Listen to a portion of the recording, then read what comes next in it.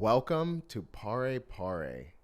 On Paré Paré, we are a podcast that is dedicated to discussing all things design of cars, watches, clothing, everything that is design focused, we like to dive into. And today on Paré Paré, we're trying our new format. Steven is off today, but we have an amazing guest today. We have Savannah Yarborough of Savas. Welcome, Savannah. Hi, thanks for having me. This is really exciting. This is very exciting. I have to tell you, from the very first time that I saw your store and I was thinking about the podcast, I was like, she would be an amazing guest for the podcast. Well, thank you. I'm glad to be able to be on it and to be able to have you back in the store So, doing it here. Yes, thank you very much for having us. Tell me this. This store is so beautiful. What was the driving force behind the design in the store? So I've always really loved going into a space that takes me out of the outside world and really just sort of holds me. And I wanted to create an environment that you leave the outside world behind. And so I basically blocked out all the sunlight in Los Angeles, which is a very weird thing to do, apparently. And I just wanted it to feel like it holds you. So when you come in here, the air, I always describe it as being heavy. Mm-hmm. It's like you just feel this sort of weighted blanket come over you. And I did that by creating as much texture as humanly possible, because what I do is so tactile and real, and it's all about what things feel like. And I just wanted to achieve that with the space. Well, the space definitely achieves that. I mean, just looking around, it's so warm. There's like, you walk in here and you kind of feel like you're in a different place. Like you have left Los Angeles and now you're kind of in, it almost has like a musician vibe to it, which I know very much aligns with your brand in a lot of ways. And you all also have a store in Nashville, correct? Yeah, I do.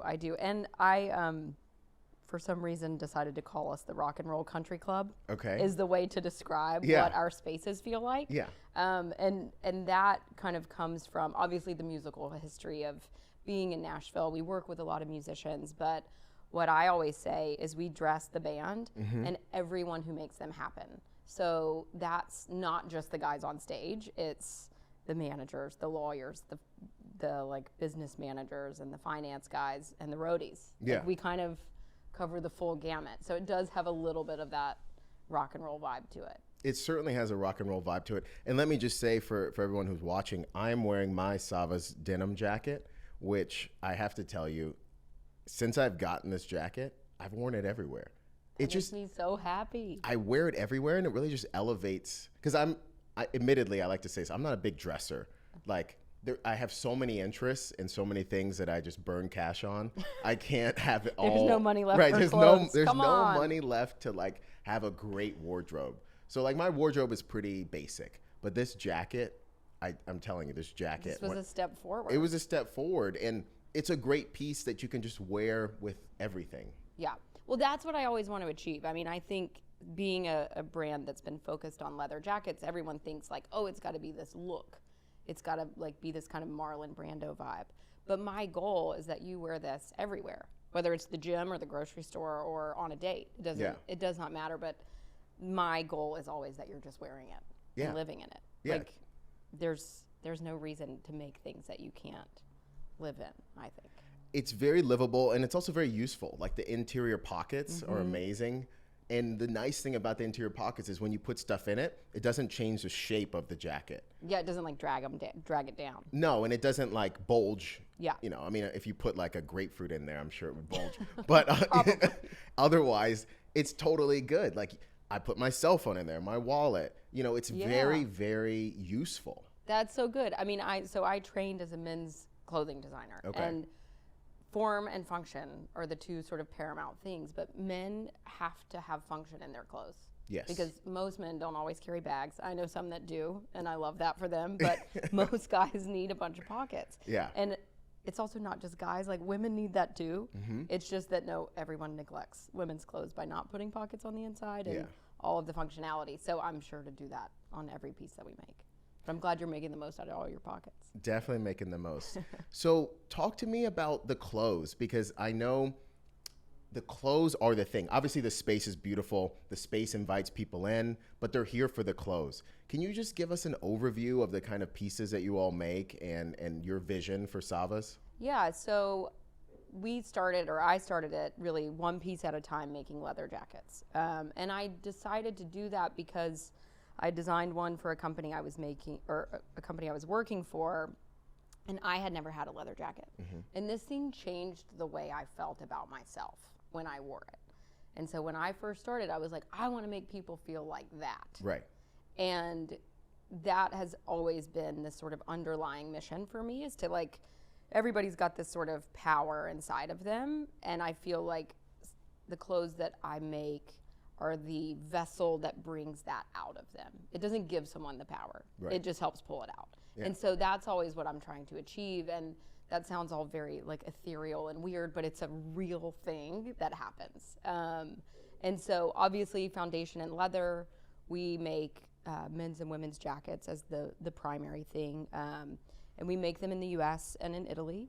And they're all made in the best materials that we can create. And I work directly with the leather tanneries to develop all of our materials, like on a granular level, so that they're all proprietary and they're just ours. So it's not something that we're just like going out and shopping for and making jackets out of. And so I think as a clothing company, if you're gonna be a specialist in something, like you really have to know and understand from the foundational beginning all the way through to the finished product. That's amazing. One thing we like to do here on the show is a little segment called What's Got You Excited. And now that we have the foundation of who Savas is, who you are, what's got you excited right now? Well, I'm going to Japan next month, and I'm super excited about that because I've never been anywhere in Asia, but I've always wanted to go to Tokyo. And so I've got a quick 4-day trip, which is not going to be long enough, but it's going to be the perfect, like, dipping my toe in the water. Wow. So you're going to Tokyo in like, what are you going to do there? I'm going to meet sumo wrestlers. I'm going to see the cherry blossoms. I'm going to go and check out some stores. I really want us to be able to expand at some point soon into the Asian market, and just to experience the food and life there. Yeah. You know, I've always heard so many things about it, but never been able to experience it. So. And how long are you going to be there? Literally 4.5 days. Oh, wow. That's short. Too short. That's not a lot of time, but that's really fun. Yeah, it's going to be really fun. I'm going with a good friend of mine, and we're going to have a great time. So I think it'll be good. What are you excited about? You know, I'm excited about where the podcast is going. You know, I think that with design, and you know I love design. I love cars. I love architecture. I love watches. But like there's a lot of people out there that like it too. And I think it's just fun to kind of connect with people. You know what I mean? Totally. And to like dive into it and to really, because a lot of times these things can look very, they look like ostentatious in a way, sometimes the things that I'm into, but it's not like that. I have a true appreciation for them. Yeah. And like these things really shape my life and they give me joy, and just trying to lean into that. Totally. Because like, you know, life's pretty hard and there's a lot of things that happen that aren't great. So if you can find something that like on a daily basis, like let's say you're having a bad day, but you jump into your car and you feel better about your day, you know what I mean? Yeah. Like that's special. Totally. I mean, being able to have the things that you earn and achieve and then celebrate is really, really important.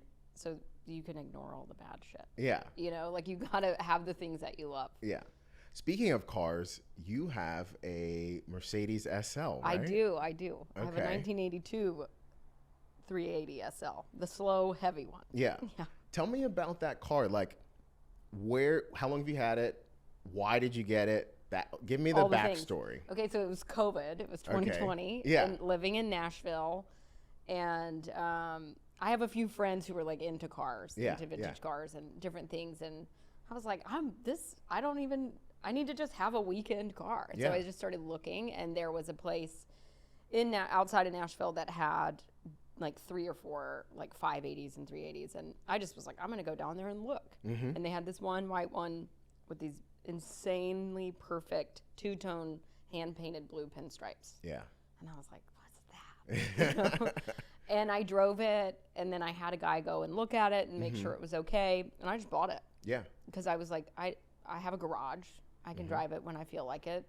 And it was a pretty like on the fly decision to buy it. Yeah. But it was in perfect condition. Like I think she had like 72,000 miles when I bought it. Okay.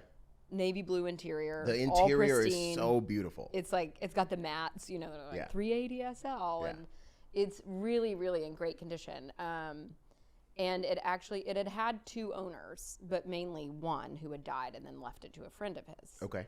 And I have all the original like documentation and everything. And this guy, he lived in Long Beach, so it was a California car. It wasn't a like salty Florida car. Sure, no rust. No rust, and it's just the best. And so when I was getting ready to open the store in LA, I had it as my secondary car in Nashville, and I was like, I need a car in LA, so I shipped it out here, and so it's the car I drive every day.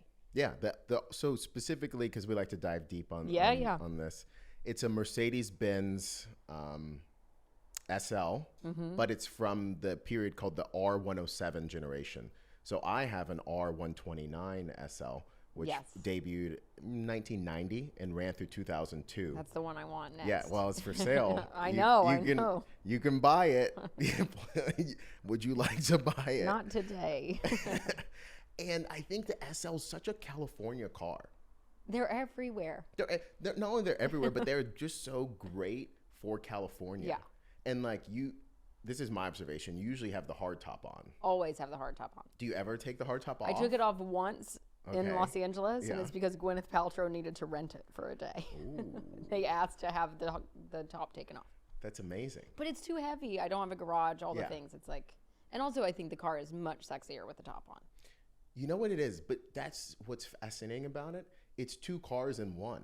Well, really 3, because soft top, hard top, no top. Yeah.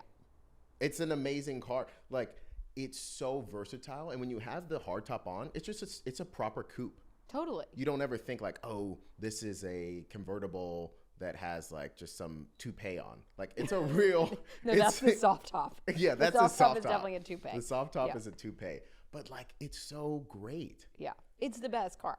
Yeah. Literally. I mean, it sometimes gives me a hard time, more so recently than ever before, but it's just so easy. And it's tiny. Yeah. It's pretty slow. Like, you can't try to outrun anyone. No. Because that's terrifying. But, yeah, I love it so much. It's a cruiser. Yeah. It's so comfortable. Yeah. Like, I drove mine to Newport the other day, which I didn't realize how far that was. Okay. And, like, I got, like, a cramp in my leg from, like, having to hold the gas down. But it was great. She made it the whole way, so it was good. What other cars are you interested in, if any? Because I don't know what kind of car taste you have. I see you. It's so funny. Like, for me, when I see people and the cars they have, that's the car I identify them with. So, like, for instance, we had a guy in the podcast recently, Rashad Bacon. And when I met him, he had a GT350 Mustang. And so I see him as a GT350 Mustang guy. So I see you as a SL driver, an SL woman. So, like, do you have any other cars that you have an interest in? Or, like, what kind of car taste are you into? Well, I have another car that's in Nashville. Right. And it's a, like, 2017 BMW 3 Series wagon. Yep. I've always loved a wagon. So I finally, like, found one of those during COVID, too. And that's my, like, daily there. Yeah. You know, I don't know that I have, like, particular cars that I love. I take that back. I would definitely have a GTO. A GTO? Yeah. Ooh. Like, I would love, that's been the car, the, like, muscle car, if I was ever going to have one. That would be it. I don't know where I would drive it or when I'm going to get one. It would really align with your brand. I think so. I think it's a natural it would align with, like, what everyone thinks of the brand. Maybe more so than, like, me, actually, because I don't even really drive fast or anything like that, but it would feel very powerful. It would look good in marketing and, like, the photography. Yes. So now maybe I need to try to figure out how to get one this year, because that would be very fun. Which I also have to say, I mean, the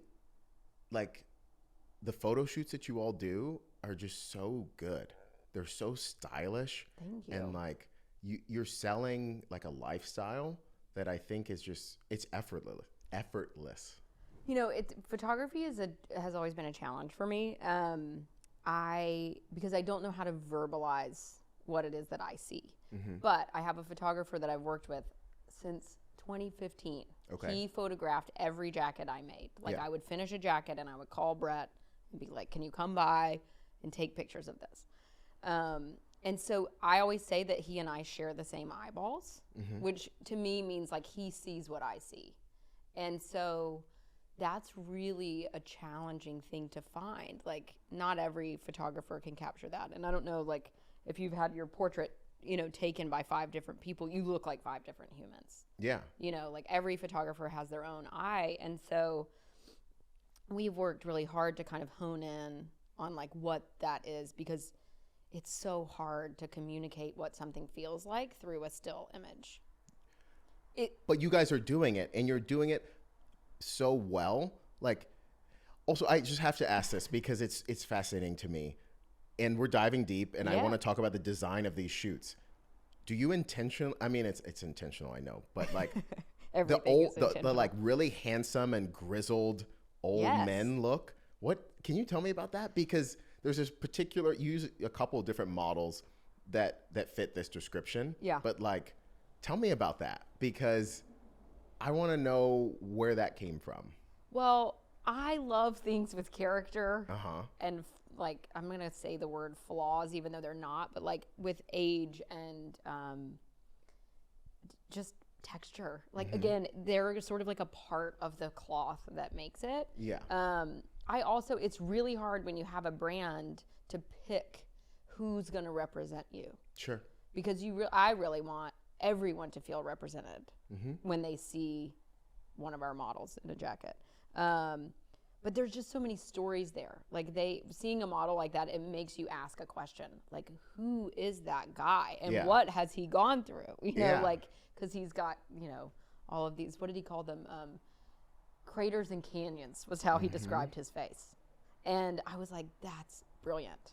But it's just, there's so much soul and depth there to it. And I think it's a really nice thing. It kind of eliminates the whole like model in their jacket, you know, suave. And I don't want to paint the wrong picture here. Like, these guys are handsome. No, like, they're beautiful. Devastatingly handsome. They're all runway models from the early 90s. They've been modeling their whole lives.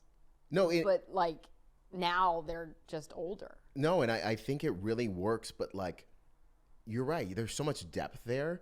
And it's just so fascinating. There is a musician. He's kind of very mysterious. His name is Louis. He went by the name Louis Amour. Okay. And I'll have to show you off camera. Yeah. All this, because once you see, you're going to be obsessed. So this guy, I want to just tell this. Am I going to want to use him as a model? Well, so there's a whole, no. Just listen to this story. So sometime around like 1982 or 1981, this guy comes from Canada to LA, and he's supremely handsome. He's just like so handsome, and he has this girlfriend, and they're kind of just, they're like the most beautiful couple ever. All right. Okay. He claims to have a bunch of money. He claims to be like a stockbroker, and he wants to come to LA to make an album. Okay. And guess what? He had a white Mercedes just like yours. Ooh, okay. Which is I like why I'm seeing the vision, and like it just pops into my head. Yeah. And he laid down this amazing album that's just him. He's like crooning. I'm gonna give you this recommendation because you're gonna dig this. Yeah. And turns out he was pretty much all a lie. He didn't have the money he claimed to have. He stiffed all the like record companies. Okay. Sorry, not record companies, but like the studios where he recorded. He skipped out on the bill, and then he pressed this album just for himself, basically. Okay. And this album is remarkable. Okay. It is like, once you see him and you see the cover art, you're like, the music that he made doesn't fit, but it kind of fits when you like put it doesn't line up with all that. No, it doesn't. Okay. But like, then he disappeared. And like, he went back to wherever he went. And then like maybe 7-8 years ago, someone was digging for albums in a yard sale, and they came across this album because he pressed it just for himself. Wow. Okay. And they were like, this is treasure. Yeah. And so this company out of Washington called Light in the Attic, I believe, or maybe they're out of LA, pressed it. They repressed it, and they tried to find this guy. They tried to find Louis, and they're like, they can't find him. Eventually, he didn't want to be found. Okay. But eventually he was found, and they went to him and they're like, hey, we have been saving all this money for you. You're a big deal now. Like, will you come talk to us? Will you take this money? And he's like, I don't want to go back to that time in my life. Like, keep the money. Wow. But it's such a fascinating story. So it's like Sugar Man. Kind of, yeah. But not. Yeah. Like, it's a different thing. Yeah. I love that story. Yeah, exactly. Okay, now I can't No, wait to you're going to listen. be obsessed. I'm going to show you the whole deal. I have the album Okay. that was the one that was found. Cool. And it's magical. And it's on vinyl. Yeah. Which, by the way, Amazing. Savannah, you have a record player in the store. Yes. Like, that's the vibes that you're setting. Yeah, and it's also like my personal record collection. I just Yeah. brought it from my house because I'm like, I'm never at home. I'm always at work, so why not? Yeah. Just No, I listen think to that's great. And like records just make a space so warm. They do. They sound different. And also we have some big speakers in here, so it's nice to be able to like hear it sort of surround you. Yeah. Again, with the feeling of the room. I like for you to be held by it. It's also really nice, I've found, that when you're having conversations with people, it gives you a break. If you need to go and turn the record, I gotta flip it's the like record. an automatic excuse when the record Nice. stops that you're like, oh, I can take a minute. And I really like that part. But the records, I think, are also such a tangible thing, right? I think Yeah. you and I are very aligned in this idea that like things that are tangible are important, and I think they really add to the space, and it adds to, like you're saying, let me go flip the record. Let me actually actively think about this. Yeah. Instead of just hitting play on the like, I'm not gonna On the playlist. yeah, and just letting it run. Yeah. You know, you're like, how do I curate this mood? What albums fit best for this sort of event, or Yeah. for me today, how I'm feeling? Totally. It makes you be more intentional. And I think we all live in this world where we just kind of operate on autopilot all the time. So I Yeah. think when we can take the moments to slow down and actually think, like, what do I want to listen to? And then listen to the record start to finish. Right. Which that's the only way I can listen to music. Yeah. Is I have to hear the whole album. Yeah. Because there's a whole story there. There I is. hate like one song from here and then there it's like, mental whiplash. Well, albums used to be made with the idea of they would be played from start to finish. Yeah. And artists took a lot of time and effort curating which order the songs would be put on for the album.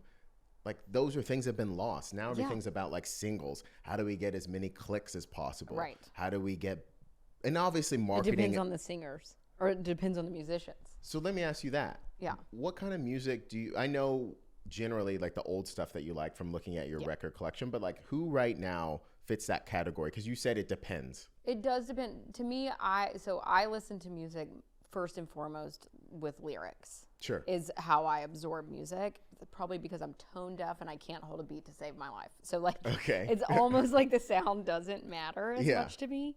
So I like songwriters. Like I'm a massive Leonard Cohen fan. I'm Okay. a big Rolling Stones fan. Obviously the old. Yeah. I'm really into things that make me feel something. Sure. So I'm excited. Maggie Rogers is out again this year. I love her writing. Jason Isbell is a friend. I love his songwriting, also from Alabama. So I feel like there's a lot of like things that, when you see yourself in music, it makes you feel something. Who else?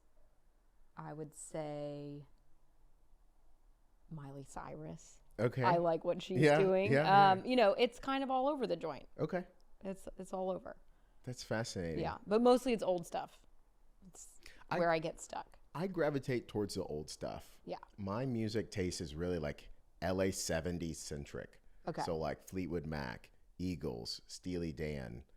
That's Yeah. the music that really gets me going. Totally. Yesterday I was listening to Blood on the Tracks by Bob Dylan. No, I saw it over there. So good. Yeah. So good. Blood on the Tracks is an achievement. It's just, that's an album that fits what we're saying about like, this is an intentional album. This is the order of the songs. This is the cover art. This is how you're supposed to absorb it. The cover art is fantastic. Yeah. But I remember being a kid, like I would just sit, like I would get a new CD and I would sit and I would read the lyrics and just listen from start to finish. Yeah. And I feel like I still just do the same thing. I do that a lot. I also I have every CD. I won't say every CD I've ever owned, but I have like 4 or 5 like full CD jackets with Wow. all the album artwork, and like I play them in the car because like, you know, in the Porsche Coupe, Yeah.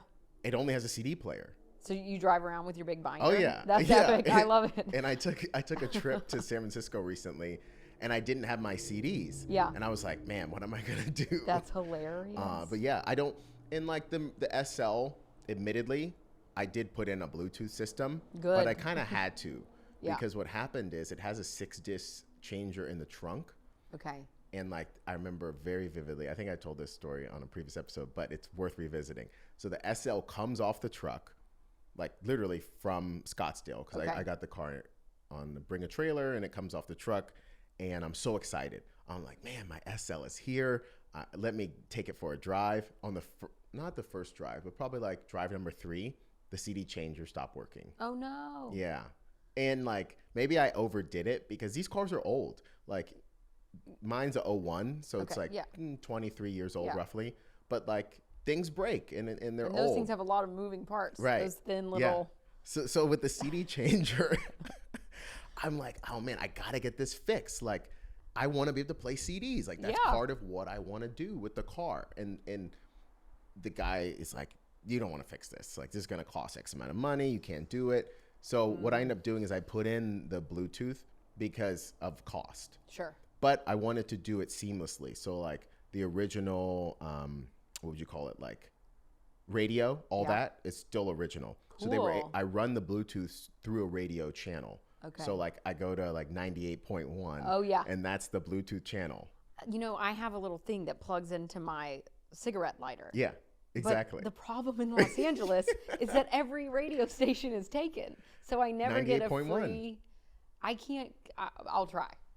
Try I'll it. But also, the Seek doesn't really work on mine. Okay. And so if it's not pre-plugged in, it's really hard to get to a channel. That's funny. Like I can't. It only does Seek. It doesn't tune to the next Interesting. decibel. Yeah, I mean, these cars always have these kind of quirks, and I think that's what makes it fun. But I left this out as well. So on that first drive, I like went to click the center console Yeah. button to like, and button falls out. Oh God! Was You it just know? like glued in there for a minute? Probably, Or they but just like, didn't want you to know. yeah.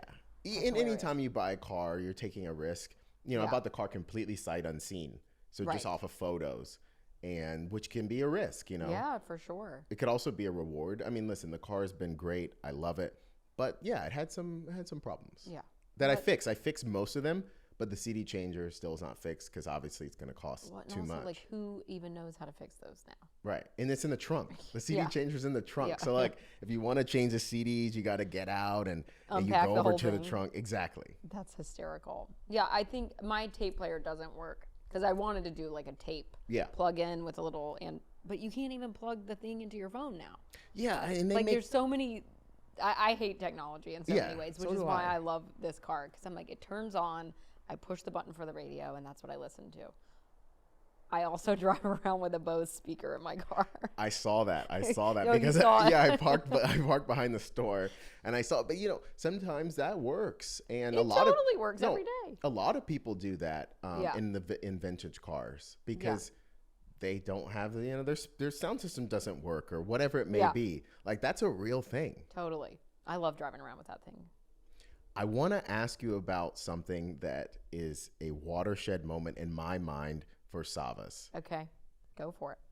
Brian Cox Ah, wearing one of your, would you call it a shirt or a jacket? it's a shirt jacket. It's a shirt Yeah. jacket. Okay. That's what we Wearing one of your shirt jackets on TV in a very public way. Yeah. Tell me about that. Like I want to hear every detail. Like walk me through all the that. things. So I met Brian's stylist, Okay. Venk, who is a super sweet guy.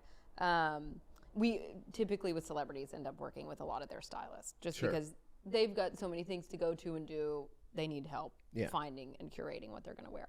And so they borrowed some things for him to try on and see what he liked. And the saffron shirt did not come back, and neither did the saffron boots, which means they bought it. Right. And they typically will bring back what they don't end up wearing. But his character on Succession, it's been long enough now, everyone knows he died. Okay. Yeah, like, I don't think we're there's no spoiling. spoiler alert. Yeah. But so, but so yes, the character he died on a Sunday, and I didn't know that because I wasn't watching the show.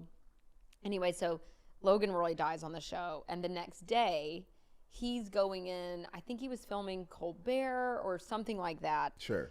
And he's out on the sidewalk, dressed to go in, and he's basically playing like Bang Bang Shoot 'Em Up with the paparazzi. Yeah, no, it's he's so in, good. Like bright red boots and the jacket to match, which is, to be honest, not how I designed those things to be worn. Okay. But that's how they got put together.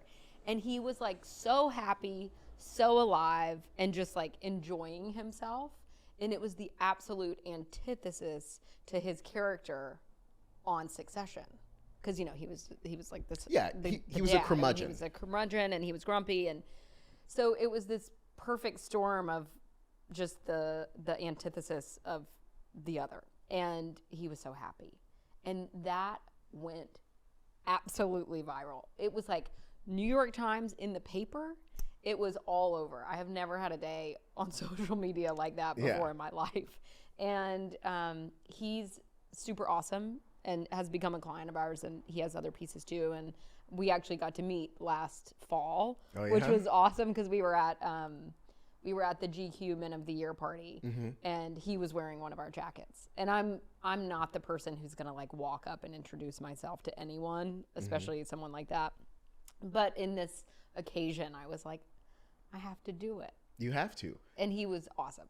But to think, and obviously you make things, right? So like, it may not be that special to you in a sense of like, what's it like knowing that Brian Cox like is wearing your clothes? But like, can you talk about that feeling of walking into a party or walking into an event, or even just right now, like being like, I made this. Like, you're wearing something that was in my head.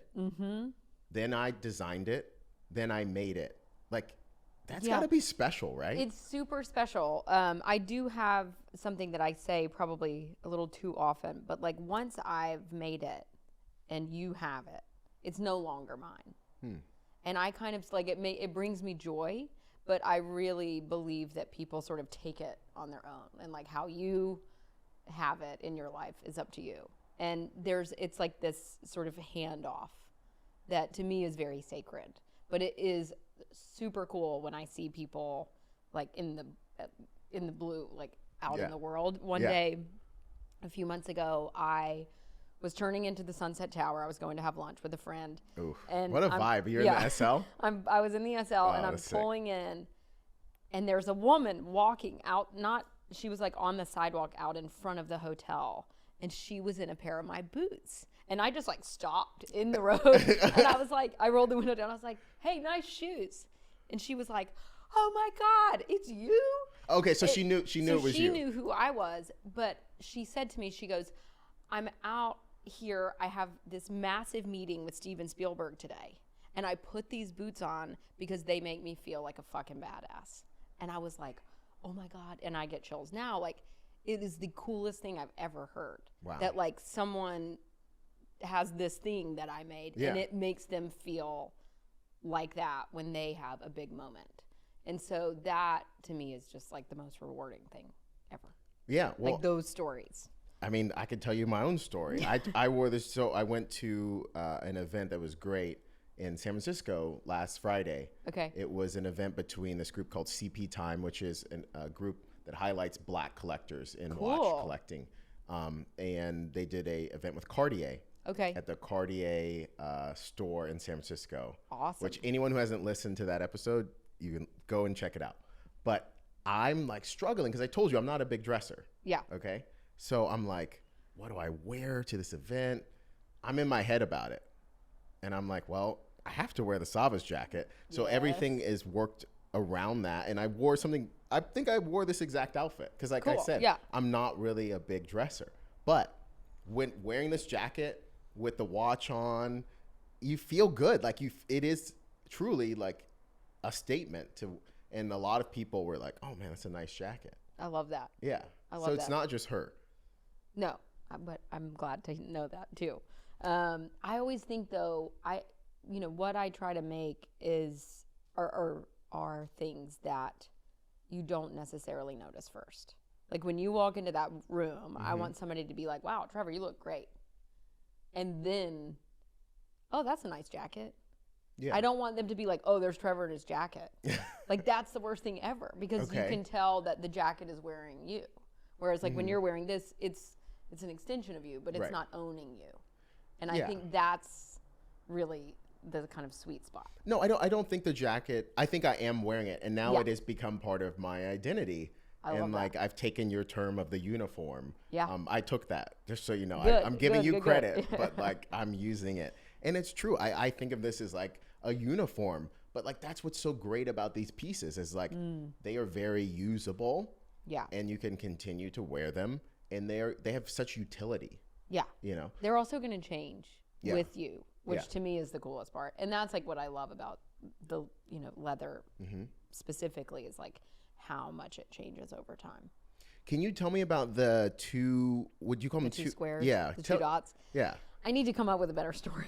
But so when I was first started the company, I called it Atelier Savas, which the word atelier is the room where the first creative sort of designs are made. And that's a French word. And historically, there used to be 2 accent marks. Okay.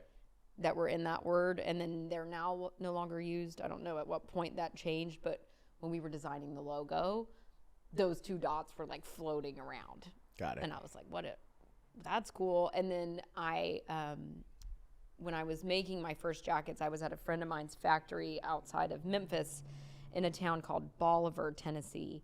And I was just using his machines and like making pieces to see if this could even be like something I was capable of doing.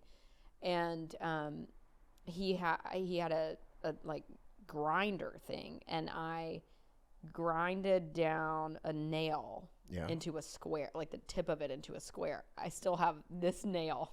That's amazing. One nail, and I hand hammered the snaps, the top of the snap covers, which if you look on your buttons, there's the 2 dots. Yeah. There. Facing the left side. And that's something like I literally did on the very first jacket I made. Because I was just trying to figure out like what's the brand going to be, how do you identify it?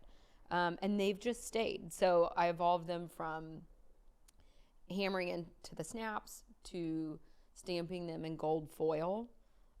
So that originally happened on the back of the neck on some of our like ready to wear pieces, and then on our super custom pieces it shows up on the lower left. And then that evolved into the rivets, which are now on the back neck like yours. And so those are solid brass that are what do you call it? Why am I blanking on the word when you like dip them in gold? Okay. Not foil. I'm like, it's okay. Totally I don't know. I don't know either. So. But anyways, it's brass on the inside, gold on the outside. Okay. And those get hammered into each of our jackets. It's the little touches, it's the little touches that make a difference. And that's a design piece, right? That's where these pieces, and I know I want to get into this as well, where you're moving away from the custom model, but you still feel like it's a custom jacket. Yeah, it's thoughtful. And I think, to me, nuance is everything. And it's like it should take you a while to know and understand it. You should have to wear it 10 times before you find all the little things. Easter eggs. And even then, maybe there's going to be things you find later that you didn't know about. Yeah. I like the inscription on the inner left pocket. So that is something I've done since the beginning as well. So it's a very traditional, like 1800s type of embroidery called chain stitch. Okay. And so we've always done that on the interiors, and it's like a hand cranked machine. So there's nothing digital about it. You illustrate on fabric and on paper, you lay it on top of the fabric, and then the machine is controlled with a handle under the table. Okay. So you can't see where your hand is, but you're controlling the direction of the needle on top of the machine. That sounds really difficult. It's a very bizarre hand-eye coordination thing. Okay. That takes a long time to learn. And so we've always done that on the interiors, kind of as a tattoo of sorts. It does have a very tattoo-like character to it, for sure. It actually, tattoo artists are really good at doing it as well. And Winston, who works for me, I've trained him over the last year to be able to do chain stitch, which is great because now I don't have to do each one myself. But like no other is something that I feel is about our clothes, but also about humans. And it's a good reminder for yourself. Like, you're the only one. Yeah. And so with our denim jacket, I wanted to have the embroidery there. These are actually done digitally, but that's okay. You know, it's just an extension of the original. So also I'm seeing your wrist is like it kind of popping out. Can you tell us about what watch you're wearing? Yes. So this is a 1945 Rolex Bubble Black. It's beautiful. Thank you. And I think that's another thing that, because I pay attention to the details, right? Yeah. And of course, I'm obsessed with watches. I love watches. You know way more than me. Part of the podcast, of course, is watches, right? And I think what's fascinating is people, and correct me if I'm wrong, I know you have other pieces, but this seems to be the piece you wear every day. Is this your daily? This is mostly my daily. Okay. Yeah, it is. I've had it for like 4 years. I'm intrigued by people who are able to have just one watch and wear it daily. Like, that is so fascinating to me, but that is a great daily because of the size. But also, I think when you walk into a room, and we talk about this a lot, people are already knowing that you are someone, I won't say different, but someone unique. Because if you're wearing a bubble back from 1945, like, that says a lot about you. Yeah, so this was actually given to me by a friend, believe it or not. So my first watch was like, well, my first watch was a Longines I got after college, but I think it resembles me because they saw it that way. Yeah. Which is very cool. And I didn't know anything about watches, and I still don't, except for the ones that I have. But I love it, and the first person who ever saw it on my wrist was like, that is a flex if I've ever seen one. That's what he said. A flex? Like, weird. It's like, because he was like, that watch means you know more than most people. Like, if this is your watch that you wear every day, and I was like, oh, that's interesting because I don't know anything about it. But that's kind of what I love it so much. I wouldn't call it a flex. I would call it more of like, well, if you're already wearing an outfit, right, like this, where you've got the tailor-made pants, the tailor-made overcoat, you know, you're already saying a lot, but then you got the bubble back, and it's like, okay, wait a second. She really knows what she's doing. And I think that's what he meant. Was just like, you know. Then you throw in the SL. Like, it's such a, no, these are the things that truly are exciting, right? It's like, this is curation, and it doesn't mean that it's like, that's why I'm hesitating on calling it a flex. Because it's like, well, not anyone, but most cars probably cost more than your SL. They cost more than my SL. Yeah. You know, these are not, they're things that are well made, but it doesn't mean that they have to be supremely expensive. Totally. I mean, I think that's the thing about taste. Yeah. Money can't buy taste. That's one of my favorite. I mean. Can you say that again? Money cannot buy taste. That's one of my biggest things. And a lot of people with a lot of money have no taste, especially in Los Angeles. Like, if there were in Los Angeles, you said there that, was so, no, I will. I'm big on this. Yeah. Like, just because you have a lot of money doesn't mean you know anything, and it doesn't mean you have taste. Yeah, totally. I'm not trying to make you feel uncomfortable, but I'm just. No, I mean, that's I'm just how saying I feel. The other thing I say is you can't teach common sense. That's There's good no too. way, no matter how hard you try. Yeah. And I think those things go hand in hand for some reason. But I mean, I think if you have things that you love and you invest in the things that you love, it doesn't matter how expensive they are. If you love it and it looks good, it'll be great. Yeah.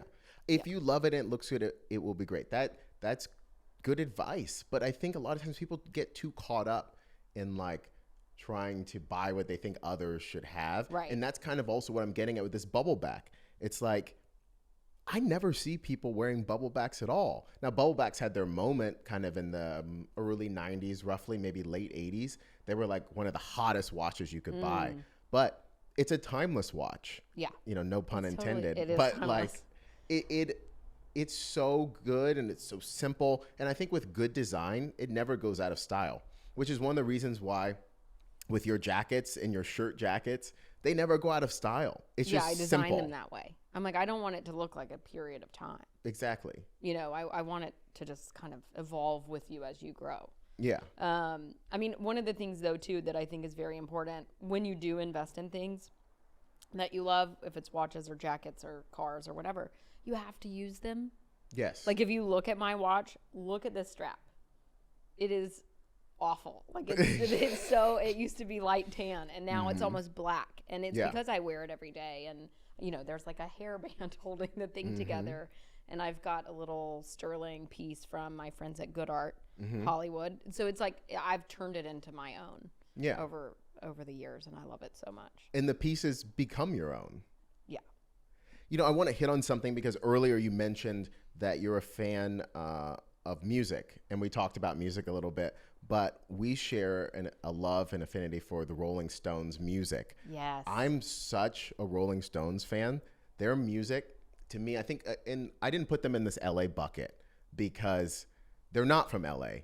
Right. But when sometimes I'll play the Rolling Stones and I'll be driving the Porsche and I'll have my Savas jacket on and I'm like, you know, this is pretty cool. This is life. It is. And for me, I don't talk about this much on the podcast, but like, you know, I moved to LA with nothing.